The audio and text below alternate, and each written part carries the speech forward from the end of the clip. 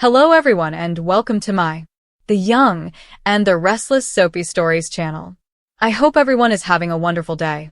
Before we begin, please hit the subscribe button and give this video a thumbs up. On the terrace of Crimson Lights, Daniel is strumming his guitar when he notices a figure inside. After putting away his instrument, he enters to welcome Danny and Christine. Daniel gives them a hug and queries why they didn't inform him of their arrival. They wanted to see how Danny and Lucy were doing because they had a pause in the trip. They laugh when Phyllis finally backs off from attempting to bring him back to work after Daniel gives him an update. "So, how are you doing?" asks Danny. Daniel claims that he is readjusting to his new normal and working things out. Danny claims it was heartbreaking, but he is available to assist in any way he can. Daniel discloses that he has been receiving assistance. He became acquainted with Tessa Porter, who showed him how to stop thinking about himself and follow his own path. He's still practicing, so he's not ready to discuss anything just yet. He will tell them everything when he recovers. Christine, Daniel, Danny, YNR. Phyllis's request. Mariah receives a voicemail from a worried-looking Tessa in the park. She misses her wife, even though she is aware that she stated she needed some distance. She is dying of the gap between them. She is available whenever she is ready. She will listen without passing judgment or becoming irate. "Give me a call. I cherish you." "Are you okay?" says Phyllis as she disconnects. She appears to be in need of a friend. Telling Phyllis, "You're not trying to be my friend," Tessa grimaces. "You want something, which is why you summoned me here." Phyllis acknowledges that. The Tessa Phyllis YNR. Because they both care about Daniel, Phyllis appreciates Tessa agreeing to meet with her. Even so, Tessa says she won't snoop on him. She never asked Phyllis to do that, but she heeded her advice and stopped attempting to get him to cooperate with her. Tessa grinned. What does she hope to get out of her? Phyllis is anxious about Daniel even though she is taking a vacation. He's in a lot of pain, but he's making a concerted effort to tell her everything is fine. "His mother is me. I am aware." Phyllis wants Tessa to assess her son's current situation. If her son needs her, she refuses to go on the trip. Tessa believes she has lost her insight. Phyllis does not believe it. Tessa believes Daniel's strength is increasing daily.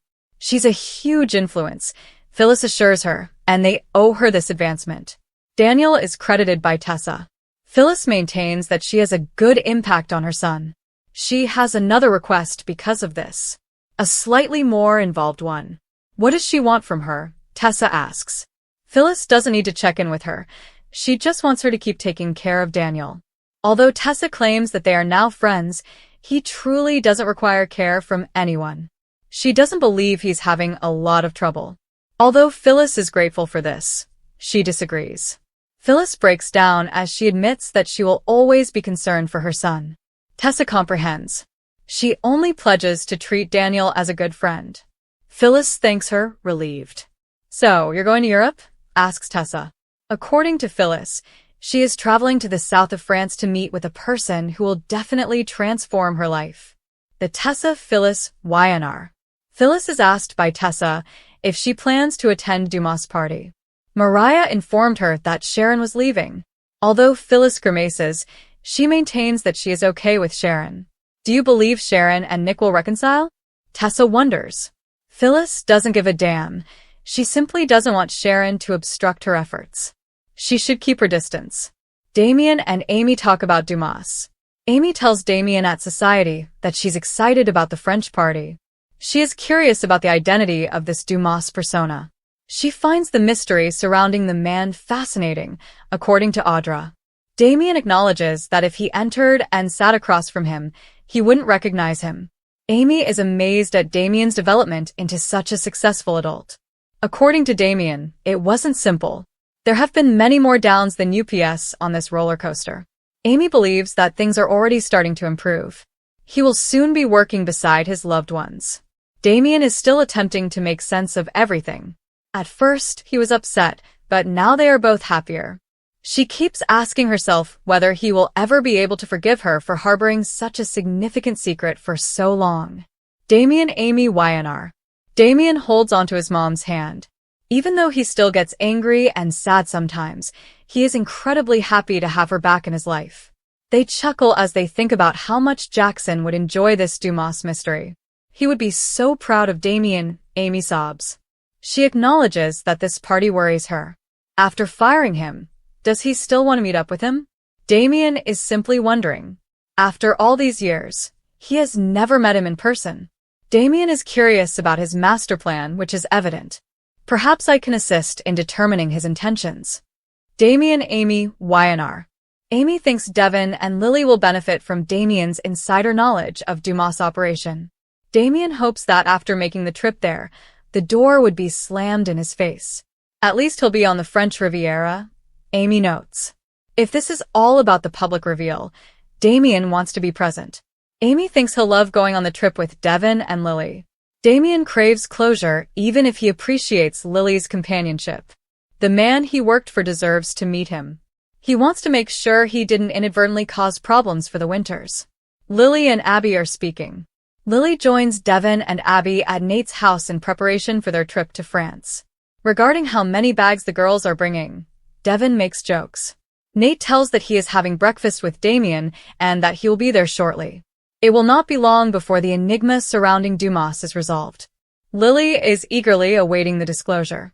Nate worries about what they might encounter at the celebration. When Amanda stated that Dumas wasn't pursuing Winters, Lily is certain that she was correct. Victor's claim that Dumas knew about them months ago still worries Devin. Nate questions why Dumas would have brought everyone together in one location. Hearing that Audra has been invited astounds Lily. Abby, Devin, Nate, Lily, YNR. According to Nate, Audra proposed a publicity stunt to help launch her business. Devin and Lily don't believe it. Abby assumes Dumas is aware that Victor is supporting her. Lily questions whether Dumas is Tucker. According to Devin, the timing seems absurd. Abby is unsure, but he would have needed to prove the hidden identity before returning to town. They'll know for sure soon enough, according to Nate. In any case, they must not undervalue him. Lily cautions them not to undervalue Victor either.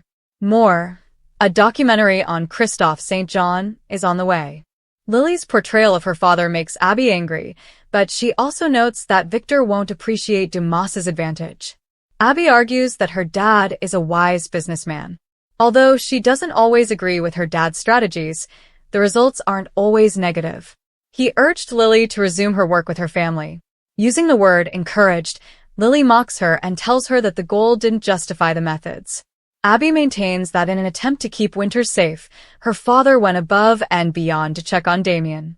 Lily continues to believe that they ought to keep their eyes open. Victor may attempt to exploit Dumas.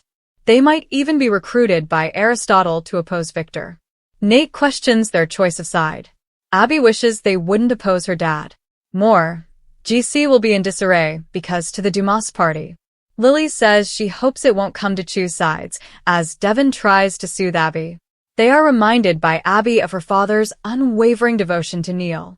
Although it wasn't polite to drag Chancellor in front of Lily and then tear it off, Abby genuinely thinks Victor was acting in accordance with what he believed Neil would have desired for Lily. Lily laughs. That's really arrogant of him.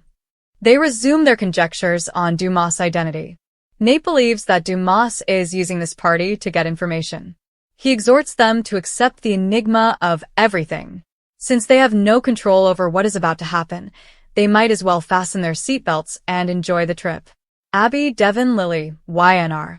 When Amy's doctors give the all-clear to go, Amy and Damien arrive, and they discuss bringing Amy abroad. Conversation soon returns to Dumas and his true identity. Lily claims that because they have been discussing him so much, she feels as though she already knows him. Amy gives Nate a hug as Damien asks him to take care of her. After that, he departs with Devin, Lily, and Abby. When Amy is by herself, she says to Nate, "I already miss him." They need to make up a lot of lost time, Nate thinks. Thankfully, they were able to reconnect. She informs Nate that she had a cold when she gave Damien a hug just now. Seeing him go again makes him feel anxious and a little sad. That's all it is, she's certain. Amy, YNR. Danny informs Daniel that he'll be in town for a while at Crimson Lights. Lucy will be overjoyed, according to Daniel. He's excited for some meals prepared at home. They make jokes about Danny's formula for secret sauce. Daniel acknowledges that it feels lighter to have his father present. Phyllis enters at that point, her hands on her hips as she gazes at her son. Tessa watches anxiously. Phyllis the Tessa Christine Daniel Danny YNR. After giving Daniel a wave, Tessa heads for the terrace. Danny is told by Phyllis that she cannot stay. She is traveling to France for work. She is attending an event hosted by Aristotle Dumas. He doesn't meet with anyone, although Christine is aware of him. Phyllis claims that she is involved in his self-disclosure to a select group of people. Who did she have to bribe for that invitation? Christine asks. Christine is needled by Phyllis for bouncing around on tour with the roadies and is accused of jealousy. Christine has doubts about whatever Phyllis is attempting to do. Danny breaks in to offer Phyllis his sympathies on the experience she and Sharon endured. According to Phyllis, it was awful. She once believed cricket might be responsible. More. Pictures of life. Montgomery, the son of Greg Ricart. Phyllis asks Daniel if he has mentioned playing the guitar to his father yet. Daniel complains that it was unexpected. In any case, Danny is overjoyed to hear it. Daniel advises him that he may relax by studying chords. Danny believes that the two of them might set the stage on fire. Definitely not, responds Daniel. Danny finds out that Tessa has been instructing his son. Daniel takes her over to talk to Christine and Danny. Daniel declines their requests to hear him perform. Tessa advises that they let her pupil choose when he's prepared. More.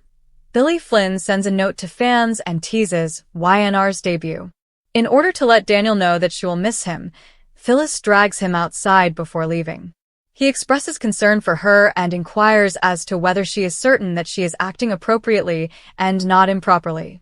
As she is about to go, Phyllis fears that Danya and the bug may arrive. She is certain that they will try to influence him and run her down when she isn't around. She enjoys being alone with him. Daniel informs her that it isn't a competition. He adores his two amazing parents. He taunts, "You a little bit more." He bids her success and asks her to keep him updated after she tells him she loves him. They give each other hugs. Phyllis, Daniel, YNR. Additionally, Mariah's sinister secret is connected to spoiler. Don't get too comfortable. Phyllis cautions the blonde as she rejoins Danny and Christine. I'll be back. Christine questions how Dumas is giving her the time of day as she leaves. Perhaps this will be the turning point in his mother's life, but Daniel shrugs that the party seems dubious.